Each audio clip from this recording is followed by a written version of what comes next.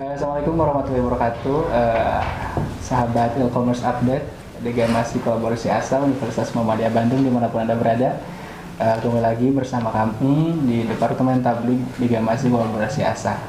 Saat ini kita sudah ada di unit pelayanan terpadu Puskesmas Sukahaji Bakan Ciparai. Saya sudah ditemani dengan Jessica ya, dan juga bersama Dokter Gigi Muhammad Ali Mamora.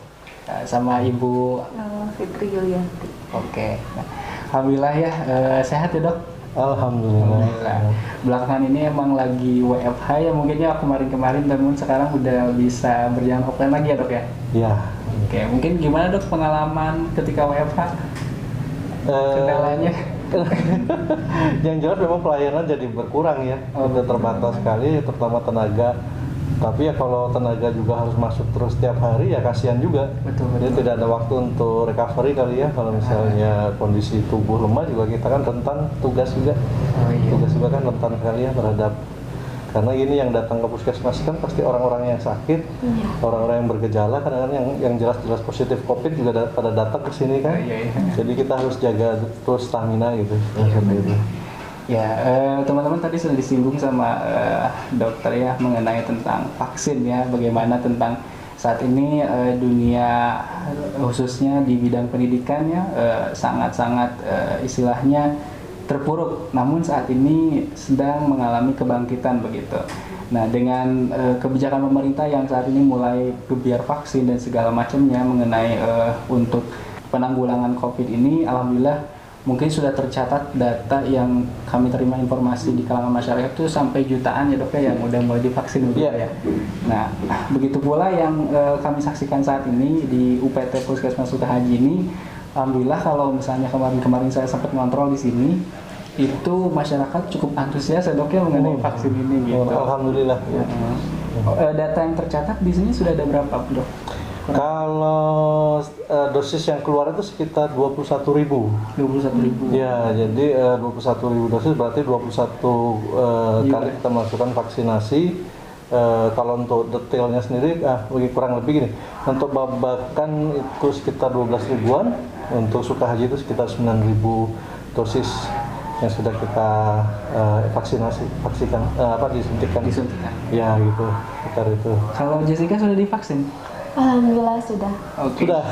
Gimana perasaannya setelah divaksin? Waktu pertama itu bulan waktu ada harus vaksin ya Pak ya. Kadang banyak konspirasi jadi sempat tertunda nggak ikut vaksin. Iya. Nah, ternyata tuh penting banget setelah banyak info yang aku baca. Dan aku udah vaksin pertama, tinggal nunggu tanggal 18 Oktober untuk vaksin kedua. Vaksin kedua ya. Nah itu vaksinnya apa tuh? Nanti ada macam-macamnya. Iya betul. Nah tadi kan masyarakat tuh yang jelas saat ini hanya menerima informasi sebatas ayo vaksin gitu Bu. Betul. Namun masyarakat juga nih belum mengetahui gitu kan vaksin itu apa sih? Siap. Bu bisa dijelaskan mengenai apa itu sih vaksin menurut informasi data-data gitu Bu? Silakan. Kalau yang saya tahu vaksin itu adalah suatu zat atau jadi dimasukkan ke dalam tubuh, nanti tubuh akan membentuk antibodi. Jadi memang ada zatnya yang memang dalam bentuk misalnya vaksin COVID ya misalnya. Kalau vaksin yang kayak Sinovac itu jadi zatnya tuh dia nggak aktif. Jadi nanti yang disuntikan itu memang virus yang memang tidak aktif. Jadi diharapkan si tubuh nanti membentuk antibodi. Ya gitu kan. Jadi memang vaksinasi sebenarnya vaksin dan nasi gitu. Bukan berarti makan nasi sama vaksin ya, bukan ya. Jadi vaksinasi itu adalah proses memasukkan virus ke dalam tubuh manusia. Dan proses vaksinasi tadi ya melalui vaksinasi. Nah vaksin sendiri itu memang ada beberapa jenis. Ada yang bersumber dari virus yang dimatikan, ada juga yang virus yang dilemahkan ya. Jadi itu ada dua jenis. Vaksin jadi macam-macam. Yang dilemahkan itu yang dimatikan. Yang dimatikan itu yang biasa kita pakai adalah Sinovac ya. Sinovac itu yang dimatikan. Kalau yang dilemahkan tuh vaksin yang dipakai misalnya jenisnya Moderna. Kemudian ada kemarin AstraZeneca. Nah itu virus yang makan. Sumbernya vaksin sendiri adalah virus itu sendiri gitu. Dan itu ya, kemudian dilakukanlah disuntikan, dimasukkan ke dalam tubuh melalui jarum ya, jarum suntik masukkan dalam tubuh. Nah itu proses vaksinasi tadi sehingga tubuh akan membentuk kekebalan antibodi. Itu yang diharapkan. Nah, tadi juga sempat dijelaskan sedikit disebutkan mengenai jenis-jenis vaksinnya ya dok. Nah, masyarakat kan belum paham ini tentang ternyata vaksin COVID itu bukan hanya Sinovac gitu kan. Kemarin juga sempat beredar info bahwa AstraZeneca juga yang mengandung, sempat ada teori-teori dan segala macam AstraZeneca gitu. Mungkin bisa dijelaskan dok apa saja jenisnya? Kalau yang sudah beredar di Indonesia ada beberapa ya, yang jelas Sinovac, kemudian ada Sinopharm, kemudian ada AstraZeneca ya, kemudian yang kemarin sempat ramai Moderna yang digunakan untuk nakes ya, booster. Jadi ada juga vaksin yang digunakan untuk booster untuk saat ini masih tenaga kesehatan dulu. Kemudian baru masuk lagi Pfizer ya, itu baru lagi ada masuk lagi seperti itu. Tergantung memang logistik yang ada yang tersedia saat ini. Kita ingat juga bahwa sasaran kita masyarakat Indonesia kan ratusan juta. Betul. Jadi ya gimana kemampuan dari pabrikan masing-masing ya, kayak Sinovac mungkin tidak bisa sepenuhnya memenuhi kebutuhan di Indonesia. Jadi ya bergantian mungkin masuklah produk-produk AstraZeneca, kemudian ada Pfizer itu ya.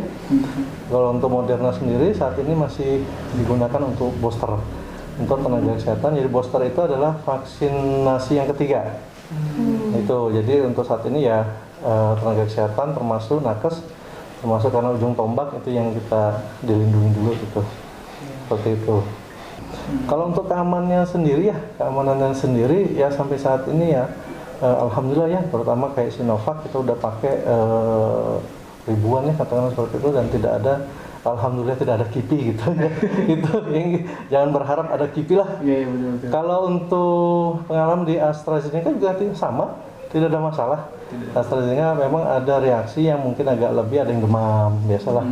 Anak kecil aja waktu divaksinasi juga mungkin BCG ya. Itu BCG kita ada demam, DPT ya. Nah, DPT aja ada demam. Seperti itu, karena ini intinya adalah bahwa vaksin ini baru kan kita mendapat serangan virus ini kan baru. Atau mungkin saya jelaskan ini boleh kalau misalnya boleh nggak apa-apa ini biar masyarakat ya pahamnya. Ini iseng-iseng tadi sambil itu saya coret-coretannya. Jadi gini,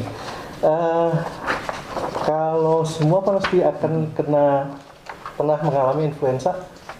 Nah ya, virus influenza akan masuk ke dalam tubuh, maka sistem imun kita kan sudah tahu ya, udah sering lah menerima ini. Ini dia akan memerintahkan ini antibodi untuk melawan ini. Jadi seperti itu ya. Kalau dicoret atau digambar, ada virus masuk, maka ini akan memerintahkan ini antibodi, kita sebut saja dia mawar, ya, untuk melawan virus influenza. Nah, di kayak mata rantai gitu ya dok? Ya, seperti ini dia masuk, tapi kita udah sering menerima ini tadi ya, menerima serangan sehingga sistem imun kita secara tidak langsung udah terbentuk, gitu ya. Nah, dia tinggal perintahkan, nih ada pasukan yang namanya mawar ini yang akan menyerang ini tadi influenza, karena ada pasukan mawarnya khusus memang disuntuk oleh sistem imun untuk melawan virus influenza. Nah, bagaimana dengan virus COVID? Nah ini ada virus COVID, ya dia masuk ke sini ya, menyerang. Nah kita belum pernah kenal, itu kan masalahnya, kita belum pernah kenal virus ini masuk ke sistem imun, tidak kenal. Makanya pada waktu diserang oleh ini virus ini, tubuh kita akan sakit, bereaksi. Itu ada yang demam, ada yang meriang segala macam sampai hilang penciuman, terus hidung juga hidung terus rasa ya, makanan yang enak pun sampai tidak berasa ya. Nah itu oleh ini tadi, karena kita tidak kenal. Ini proses alami ya, pilihannya ada sakit, ini bisa sembuh, dan amit-amit fatal. Itu yang tidak kita inginkan kan, jadi fatal ya, kematian, seperti itu yang kita tidak harapkan. Nah, bagaimana dengan jadi gini, kalau pada ini namanya siklus alami Sehingga ketika sakit dia sembuh secara tidak langsung, ketika sembuh itu ya kita membentuk antibodi. Jadi bersyukurlah ya bersyukurlah orang yang pernah kena ya, karena secara tidak langsung di dalam tubuhnya dia sudah terbentuk antibodi untuk menghadapi virus ini. Ketika dia diserang lagi, maka si tubuh akan sudah punya pasukan untuk melawan ini tadi. Nah, beda dengan sekarang ini. Apa semua orang mau sakit? Kan nggak mau ya? Ya betul. Nah, kemudian adalah kita sebut rekayasa dengan melakukan vaksinasi tadi. Nah, vaksinasi itu adalah ini tadi. Jadi kalau ini virus vaksin masuk, kemudian sistem imun membentuk antibodi, kita sebut saja dia kumbang, kemudian dia akan melawan virus COVID-19. Jadi seperti ini. Ini virus COVID masuk. Melalui apa? Vaksinasi. Jumlahnya sedikit. Berapa?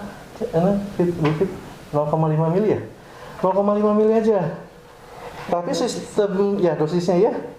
Kalau yang tadi sakit tadi mungkin masuknya bukan 0,5 mili, mungkin virusnya masuk jutaan kan, orang terpapar langsung gitu ya. Kita lagi nongkrong di kafe kan, yang muda-muda terutama kan masuk ngobrol nggak terasa cium terusnya masuk virus ribuan ratusannya sampai jutaan. Nah ketika ini masuk, walaupun 0,5 mili tadi, sistem imun sudah mengenal, ini ada virus baru nih. Virus baru, maka sistem imun akan membentuk pasukan, kita sebut dengan kumbang tadi, mawar ya, dengan influenza. Jadi sistem imun ini punya kemampuan yang misterius gitu kan. Itu kuasa Allah ya. Sistem imun akan membentuk pasukan kumbang untuk menyerang virus ini. Nah itu ya akan bereaksi, akan membentuk sistem imun terhadap ini. Nah sistem imun ini antibodi ini katanya bisa turun bisa naik ya, jelas. Ketika dia terbentuk, kalau tidak ada virus dia balik lagi, dia ke markas, seperti itu. Nah, ketika ini ada serangan, dia keluar, gitu ya, seperti itu. Nah, kenapa sih kita perlu vaksinasi? Nah, ini biar masyarakat juga tahu ya, sekalian ya, nggak apa-apa ini, nggak apa-apa, ya, biar jelas ya, kenapa kita perlu vaksinasi. Inilah yang kita harapkan, kondisi seperti inilah yang kita harapkan dengan istilah herd immunity. Nah ini vaksinasi tadi, kalau berhasil setiap orang divaksinasi. Kalau ini kondisi di mana dia tidak tervaksinasi, di sini ada orang yang sehat, ini yang sakit. Ini akan cepat sekali dia tertular karena dia tidak terbentengi, tidak terlindungi. Ini ya kondisi yang kemarin mungkin beberapa bulan yang lalu ya, sampai kemarin fatal itu yang sampai sirene mobil ambulan itu tiap hari kita dengar ya, amit-amit ya. Nah itu. Nah ini kondisi kalau sudah kita herd immunity, di mana katakanlah di sini 70% dari warga kita sudah tervaksinasi, syukur-syukur memang 80% yang tervaksinasi, sehingga ketika ada yang sakit dia tidak akan bisa kemana-mana karena terlindungi yang hitam ini ya, yang sudah divaksinasi. Dia akan tidak pindah kemana-mana, sehingga orang ini 14 hari dia diam saja di rumah, tidur, istirahat, cukup makan vitamin, dia akan sembuh sendiri, ya sudah, beres. Jadi virus tidak akan menyebar kemana-mana. Itu yang kita harapkan dengan herd immunity. Itu ya. Nah mudah-mudahan Kota Bandung katanya targetnya November ya, November atau Desembernya akan tercapai herd immunity tadi. Ya kita berdoa semua masyarakat sadar ya gitu. Gitu ya kan. Gitu. Dok, kalau misalnya kan minimal gitu dosis setiap orang itu divaksin itu 2 kali ya dok ya? Oh rata-rata seperti itu ya. Ini kalau misalnya hanya sekali itu akan ada terjadi efeknya seperti apa? Betul. Nah gini, tadi itu saya bilang tadi kita balik lagi ke ini. Nah ini ya balik ke sini. Dosis 1 jadi beda-beda, vaksin itu beda-beda ya. Sinovac itu 28 hari. Apa sih maksudnya dosis 1 ke 2 28 hari? Dia efektif akan terbentuk kekebalan yang katakanlah kuat, itu terbentuk pada dosis kedua. Jadi pada dosis 1 dia masih vaksin 21 ini masih membaca sistemnya ya. Kalau sistem imunnya bagus mungkin dia cepat, tapi sistem imunnya lambat, jadi dia bisa baru 28 hari dianggap bahwa pasukan ini akan terbentuk. Dosis kedua itu tadi, dosis kedua diharapkan sistem kekebalannya terbentuk sempurna. Kalau AstraZeneca itu malah berapa? 3 minggu? 12 minggu. 12 minggu, oh ya 12 minggu, 3 bulan maksudnya, 3 bulan. Kemudian Pfizer itu sekitar 21 hari, kalau Moderna ada 28 hari ya, nah seperti itu. Nah, itu yang disebut efikasi tadi, kemampuan si vaksin untuk membentuk kekebalan bagi orang-orang.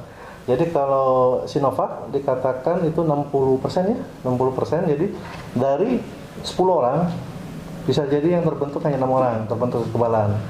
Beda dengan Pfizer misalnya. Pfizer punya kemampuan sampai 95%. Berarti dari 10 orang dengan vaksinasi Pfizer itu akan terbentuk 9 atau 10 orang yang kebal terhadap virus itu. Jadi beda-beda vaksin beda lagi.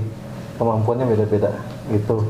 Nah, diharapkan jangan beranggapan bahwa ketika sudah divaksin dosis pertama udah kita kebal, belum terbentuk.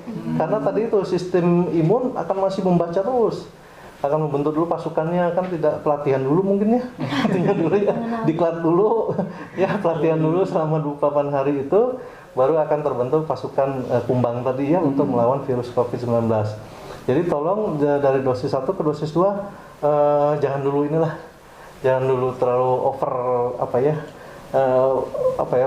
langsung lepas masker segala macam, jangan ya. Kita juga diharapkan juga setelah vaksinasi kedua juga kita harus tetap jadikan masker sebagai gaya hidup aja lah.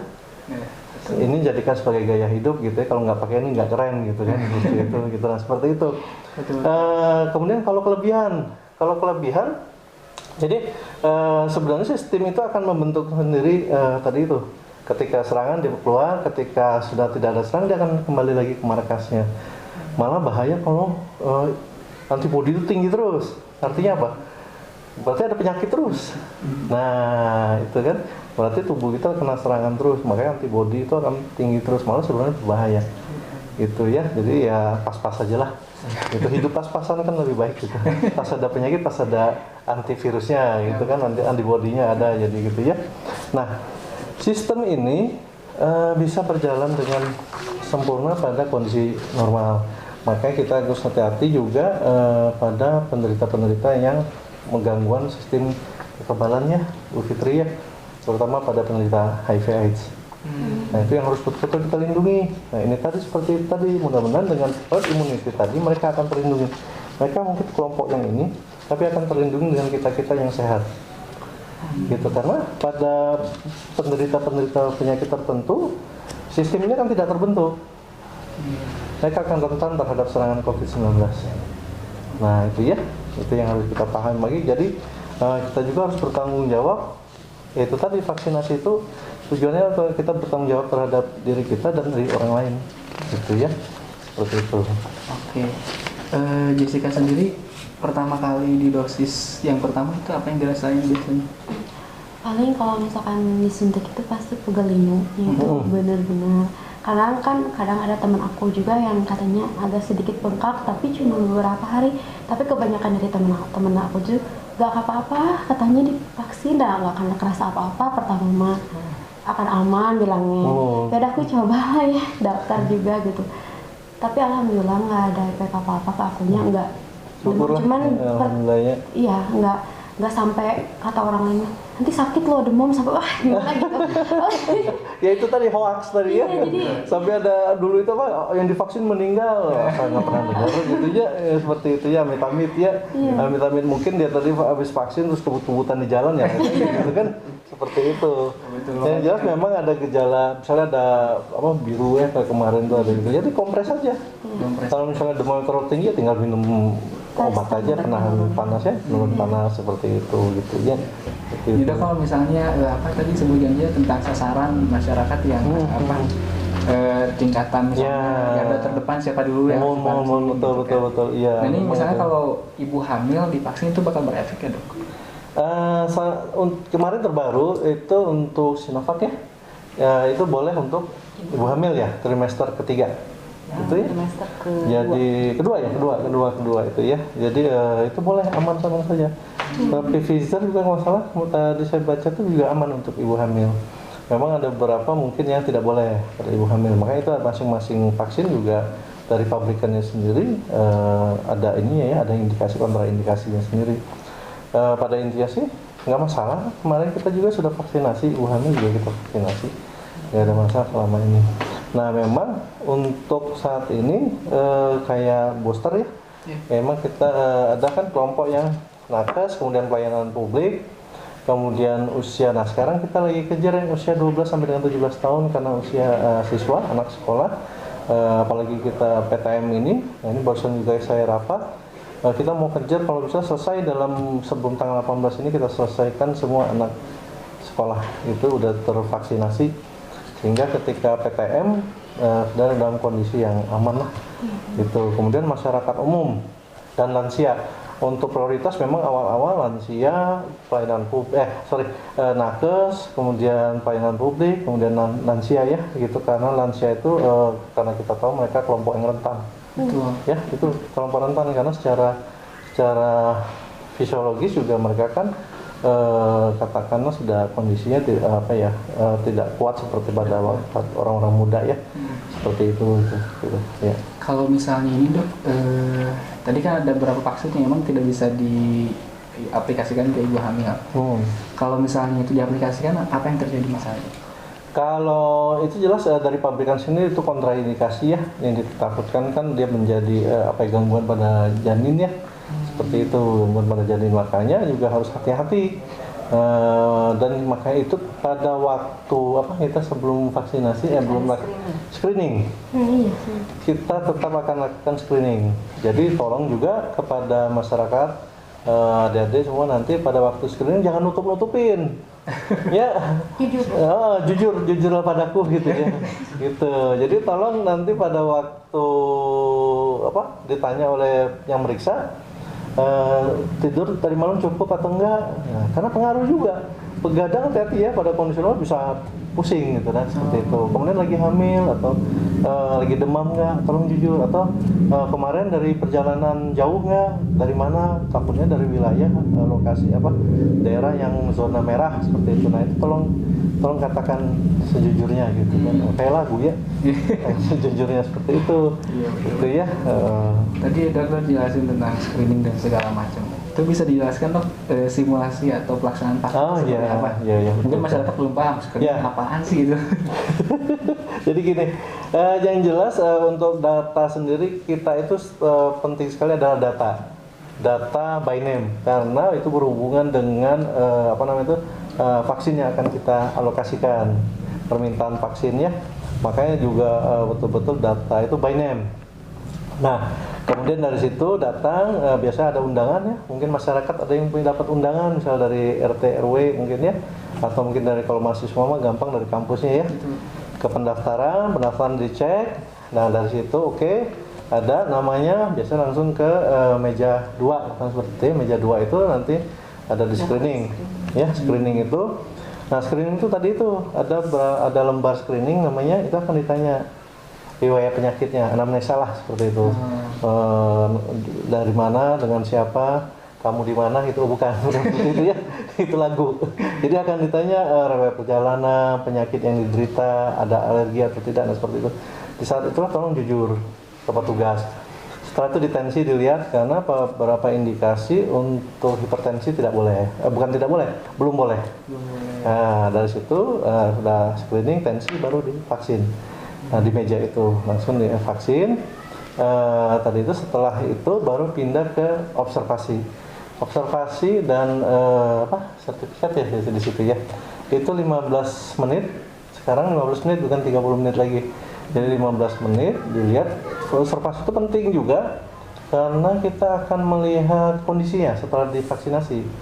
Karena tadi itu yang tadi bilangnya ada yang pusing, ada yang demam, nah itu akan dilihat pada waktu observasi. Setelah selesai, tidak ada masalah, tidak ada gangguan, baru dipersilakan untuk pulang. Seperti itu ya. Mungkin Jessica ada yang tanyakan?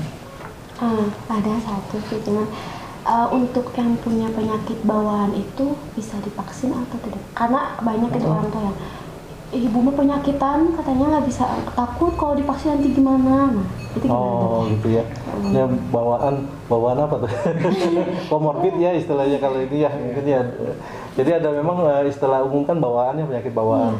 Tapi jadi gini, mungkin ada penyakit terutama jantung ya, kemudian asma tuh ya, hati-hati asma, penyakit jantung, kemudian gangguan ginjal, mungkin sampai ke diabetes, penyakit gula. Itu minimal harus terkontrol ya, harus kontrol dulu ke dokter yang merawatnya, kontrol dulu, dicek sama dokter yang merawatnya. Kalau mereka diizinkan, ada rekomendasi dari dokter yang merawat, mereka bisa divaksin. Tidak masalah seperti itu.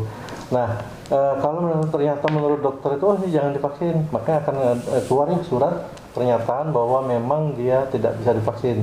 Jadi jangan disalahin kalau dia mau pergi-pergi, bawa aja surat itu. Masa jadinya nggak bisa kemana-mana, kan kasihan ya. Ya, itu tadi ya tinggal bawa, memang saya tidak bisa divaksin karena memang saya punya penyakit. Nah seperti itu. Jadi jangan kamu nggak divaksin, nggak bisa berangkat. Kasihan itu masa orang yang jantungan nggak boleh tamasya gitu ya, piknik gitu, nggak boleh camping gitu ya, jangan ya, kasihan, malah harusnya kan dengan hipertensi ketika piknik kan turun, gitu kan, gitu seperti itu. Nah itu yang dibenih. Nah kemudian maka itu tadi yang saya bilang pentingnya herd immunity tadi itu adalah itu tadi, melindungi mereka tadi, termasuk orang-orang itu tadi. Nah ini mereka itu, katakanlah mereka itu 10% dari warga kita yang punya penyakit bawaan, yang memang tidak bisa divaksinasi, yang punya tadi termasuk HIV/AIDS mungkin ya, kemudian autoimun gitu ya, kemudian tadi penyakit jantung yang tidak boleh divaksinasi karena ada virus yang masuk membahayakan mereka ini. Nah kalau sudah teteh akang ini divaksinasi semua, 80% masyarakat kita udah divaksinasi, mereka nggak apa-apa, mereka aman-aman aja karena tidak bisa, untuk resiko penyebaran penyakit juga hilang karena mereka terlindungi oleh yang lain. Nah itulah pentingnya herd immunity itu. Gitu ya, paham ya? Paham ya? Ya bagus. Oke, mungkin Ibu dokter yang langsung terjun ke lapangan vaksin ya Bu ya? Ibu pernah nggak mengalami sebuah kejadian gitu dari pasien mungkin yang berontak ketika divaksin atau gimana Bu? Ada beberapa, paling kalau misalnya ada pasien yang seperti itu, sasaran yang seperti itu, kita jelasin memang sakit gitu kan, namanya juga disuntik ya, kena jarum. Tapi paling kalau misalnya memang tetap berontak, kita pegangi. Minta tolong dipegangi sama staf yang lain. Jangan dikira ya orang gede juga, ada juga ya orang besar itu ya, sampai juga aparat kewilayahan juga ada yang mau kami gitu ya, seperti itu. Tapi itu tidak akan maksudnya tidak akan memperhambat proses suntiknya kan, karena otot-ototnya ikut tegang juga, itu bakal gimana Dok? Enggak sih. Enggak apa-apa juga. Karena mungkin nanti ada tekniknya juga kan. Karena emang info yang didapat tuh kalau disuntik harus lemas, nggak boleh tegang. Yang mana ya yang jelas itu ya memang kondisi enak, itu santai juga. Jadi kan ketika disuntik juga, kalau tegang memang sebenarnya agak berasa ya, agak lebih keras gitu maksudnya seperti itu ya. Ya gitu, seperti itu ada juga yang pengaruh ya. Gitu. Mungkin sekarang kan dunia pendidikan udah mulai lagi dibuka walaupun terbatas ya Dok ya, tentang anak-anak yang mau sekolah, mau ngampus gitu. Dan kalau misalnya disambungkan dengan narasi yang tadi katakan, orang-orang yang belum divaksin saat ini mungkin ketakutan disuntik ya Dok ya. Nah, boleh mungkin sama dokter, masyarakat diajak juga mengenai edukasi vaksin itu pentingnya sampai sejauh apa gitu Dok. Silakan. Ya, jadi gini, pokoknya intinya saya udah tulis juga deh, ayo vaksinasi, karena untuk saat ini inilah jalan yang terbaik. Wah, lagu lagi nih, jalan yang terbaik untuk melawan COVID-19. Gitu ya. Tinggal pilih mau yang secara natural, kena dulu biar terbentuk antibodi, atau mau rekayasa. Rekayasa dengan vaksinasi. Itu ya, dengan rekayasa itu dengan vaksinasi sehingga terbentuk antibodi. Itu tadi. Yang penting adalah saya selalu ingatkan warga, jadilah warga yang bertanggung jawab terhadap diri sendiri, keluarga maupun masyarakat. Jadi ada hak orang lain untuk hidup sehat. Bukan kita sendiri yang pengen sehat, tapi orang lain juga pun harus hidup sehat ya, bebas dari ini. Jadi solusi, bukan jadi masalah. Nah itu yang penting. Jadi itu ya, jadi ada hak orang lain untuk sehat, itu yang penting. Itu. Jadi tolong. Karena inilah salah satu yang terbaik untuk saat ini, kita nggak tahu nanti ada mungkin yang lain lagi ya, penemuan yang lain, tapi untuk saat ini yang terbaik ya tolong lakukanlah secepat mungkin. Itu ya, bukan hanya karena tidak bisa ke mall, ya, tidak bisa jalan-jalan, tidak bisa ke mall, tidak bisa ke pasar baru. Wah, akhirnya berbondong-bondong. Kenapa? Taunya mereka karena nggak bisa ke mall, bukan karena mereka nggak tahu saya ini vaksin ini buat apa gitu kan. Yang penting kata orang kalau mau ke mall harus bawa surat vaksin, jadi vaksinnya ikutan gitu ya. Padahal itu tadi yang kita harapkan. Tujuannya itu apa sih buat vaksin? Tujuannya ini tadi, gitu ya, herd immunity. Itu ya. Dari Jessica ada yang bertanyakan? Cukup. Dari Ibu ada yang sampaikan? Cukup. Mungkin dari Pak Dokter sendiri ada closing statement?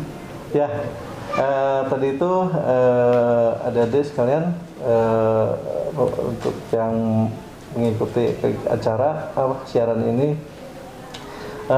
saya berharap sekali bahwa herd immunity itu bisa kita capai dalam waktu singkat-singkatnya. Jadi diharapkan kalau target sih akhir tahun ini ya, Kota Bandung kalau bisa 100%.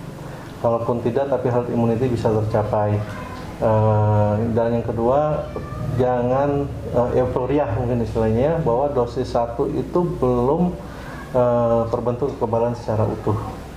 Gitu. Jadi tetap jadikan protokol kesehatan 5M itu tambah 1 ya, sekarang melaksanakan vaksinasi. Selain yang 5 itu, M yang ke-6 melaksanakan vaksinasi adalah sebagai gaya hidup lah. Itu adalah adaptasi kebiasaan baru kita. Jadi jangan lupa itu. Kemudian yang harus saya ingatkan bahwa vaksinasi ini adalah tujuannya untuk kita sebagai warga yang bertanggung jawab terhadap diri kita sendiri, terhadap keluarga kita, dan terhadap masyarakat. Gitu ya. Seperti itu. Baik, teman-teman dimanapun Anda berada, mungkin itu yang bisa kita sampaikan dalam waktu yang mungkin singkat ini. Semoga apa yang disampaikan oleh Pak Dokter dan juga bincang-bincang kita hari ini dapat bermanfaat bagi khususnya warga Universitas Muhammadiyah Bandung dan umumnya bagi seluruh masyarakat yang menonton atau menyaksikan siaran ini. Mungkin yang bisa saya sampaikan bahwa apapun yang kita dengar mengenai vaksin sampai sejauh ini, yang mungkin itu adalah satu hambatan di mana kita nggak mau melaksanakan vaksin. Intinya jangan mendengarkan gosip, karena emang gosip itu terkadang bikin kita malah jadi tersesat begitu. Jadi kalau misalnya ingin lebih tahu apakah benar apa yang dikatakan masyarakat mengenai hoax vaksin yang beredar di masyarakat, lebih baik kita sendiri yang tahu itu dengan cara divaksin gitu.